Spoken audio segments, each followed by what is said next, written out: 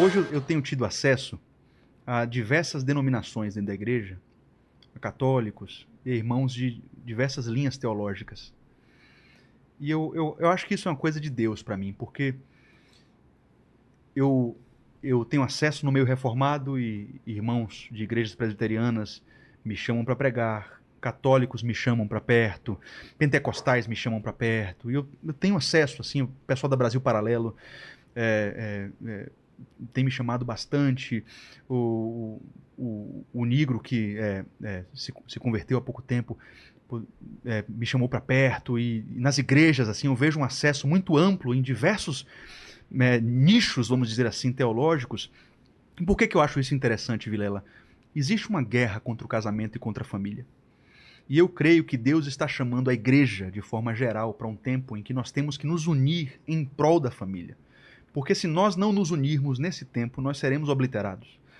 É óbvio que as portas do inferno não prevalecerão contra a igreja e Jesus não vai deixar que isso aconteça. Mas eu acho que existe um apelo, e eu sou um mensageiro dessa voz. A gente parar de perder tempo com picuinhas teológicas menores, com o sexo dos anjos, se Adão tinha umbigo. Ah, porque você... Não sei se amanhã que vai ter um debate interessante aqui, né? Do arminianismo contra calvinismo. Existem questões importantes, mas no final existem questões secundárias que não vale a pena a gente tratar o outro como um oponente. Esse aqui é o meu ponto. Eu acho que a luta global do sistema do anticristo contra a família é muito mais séria e nós precisamos nos unir para resistir. A família é a última trincheira. Se você não lutar para criar uma família clássica, forjar uma família duradoura, você vai ser obliterado.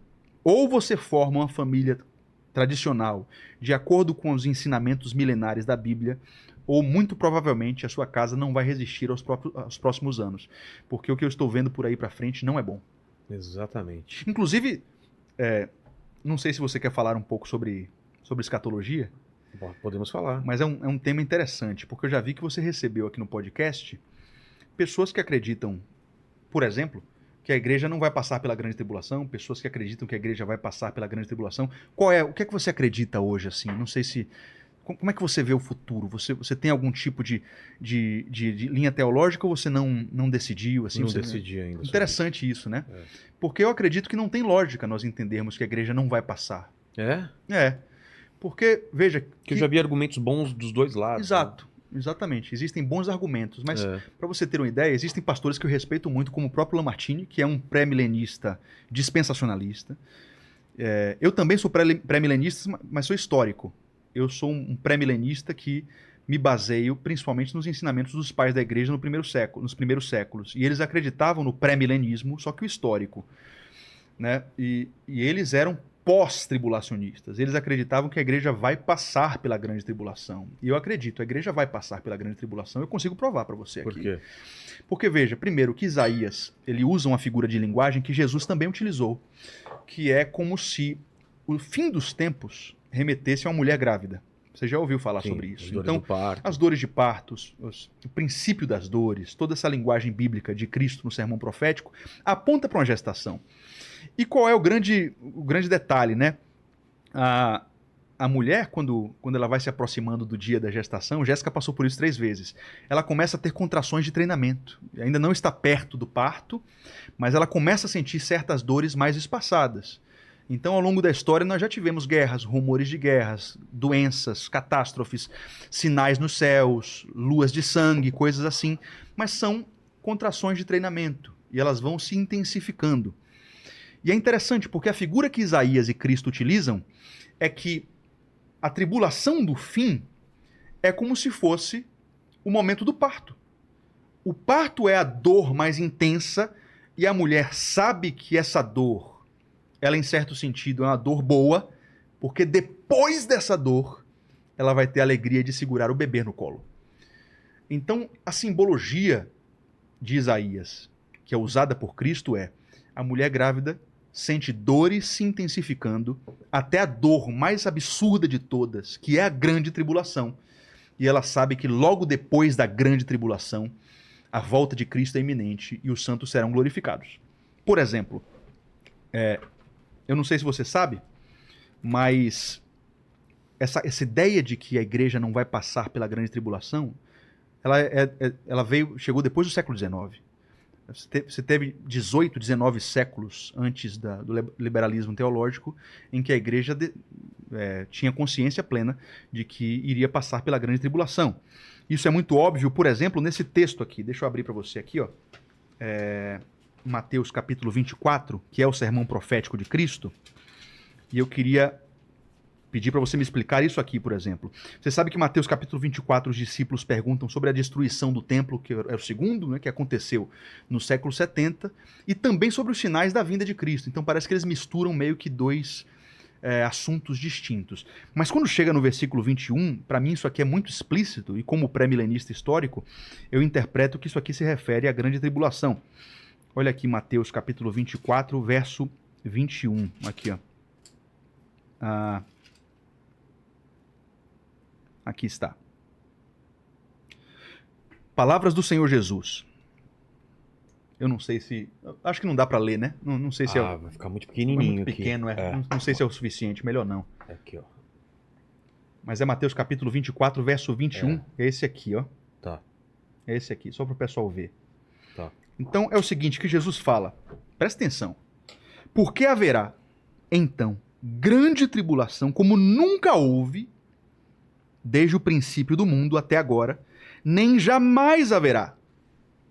Então Jesus está falando sobre uma tribulação tão grandiosa que nunca houve algo igual, nem jamais haverá. Isso não pode ser anos 70, porque a tribulação que ele está falando aqui é a grande tribulação. Uma tribulação tão gigantesca que não tem comparação nem no passado nem no futuro. O que é que ele fala depois? Verso 22. Se aqueles dias não fossem abreviados, ninguém sobreviveria. Mas, por causa dos eleitos, aqueles dias serão abreviados. Ou seja, a igreja está aí. Hein? Está explícito. Os eleitos estão aqui e essa tribulação é a maior da história. Isso é a grande tribulação. Perceba que quando chega aqui no 26, 29, ele continua dizendo o seguinte: imediatamente após a tribulação daqueles dias, que é a mesma, o sol escurecerá, a lua não dará sua luz, as estrelas cairão do céu, os poderes celestes serão abalados. Então aparecerá no céu o sinal do Filho do Homem. Jesus Cristo volta após a grande tribulação.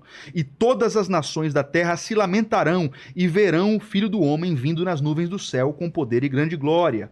E ele enviará seus anjos para buscarem os eleitos nos quatro ventos. Para mim não deixa dúvida. O texto está dizendo que os eleitos estão na tribulação tão gigantesca que é a grande tribulação da história profética da Bíblia. Não sei se você, depois de ouvir isso aqui, concorda. Sim. Que é a única forma de entender isso aqui. Se você vai lá, por exemplo, para Apocalipse capítulo 5, olha só que interessante. O apóstolo João vê uma multidão gigantesca que não se pode contar, de pessoas de todas as tribos, povos, línguas e nações. Um ancião de dias pergunta para ele: João, quem são essas pessoas? Essa multidão que não se pode contar. Está no final de Apocalipse capítulo 5. João diz assim: não sei. O ancião responde: estes são os que vieram da grande tribulação, que tiveram suas vestes limpas no sangue do Cordeiro. Quer dizer, para mim não resta dúvida. Existem duas coisas que para mim eu não consigo enxergar diferente. Eu sei que são aspectos secundários, existem coisas que são muito mais importantes. A vinda de Cristo é o mais importante, né? Mas esses textos deixam claro que a igreja, sim, irá passar pela grande tribulação. Se quiser marcar um debate, inclusive, eu estou disponível. Viu? Poxa! Porque eu consigo provar isso aqui. Outra coisa, essa ideia do arrebatamento secreto. Para mim não existe isso aí. Eu não vejo como. Não vejo como.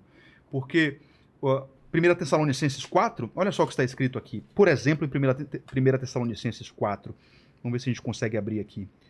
Onde dois estiverem, um será levado, aquela parte? Essa parte foi bom você falar. Vamos ficar aqui em Mateus 24, porque essa parte aqui é o seguinte. Essa parte está em Mateus capítulo 24 e fala o seguinte. Dois homens, aqui, versículo 40. Dois homens estarão no campo, um será levado e o outro deixado. Duas mulheres estarão trabalhando no moinho, uma será levada e a outra deixada.